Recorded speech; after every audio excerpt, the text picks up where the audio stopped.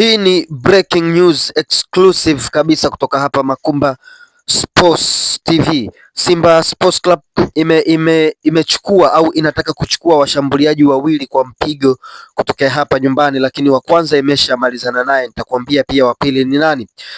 Simba imelipa kiasi cha shilingi milioni 70 kwenda kwa klabu ya Mashujaa ya kule Kigoma, lakini pia imemlipa mchezaji mwenyewe kiasi cha shilingi milioni 80 kama pesa za kusaini na mshahara wa shilingi milioni 6.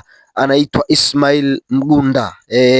Ismail Mgunda, mshambuliaji wa Mashujaa, mshambuliaji ambaye mwenye mwili anatua Msimbazi sasa kuja kusaini mkataba wa miaka miwili. Lakini ukiachilia Ismail Mgunda, Simba Sports Club ipo kwenye dili na Paul Peter kutoka klabu ya JKT Tanzania, na Simba wamefungua mazungumzo na Paul Peter wa JKT Tanzania, lakini JKT Tanzania wao wamesema kwamba kwa sababu walikuwa hawana mpango wa kumuuza mchezaji wao, kwa hiyo wamewapa Simba hadi kesho saa 4, yani Jumamosi saa 4. Kama video hii unaitazama Jumamosi leo asubuhi, basi hadi Jumamosi saa 4.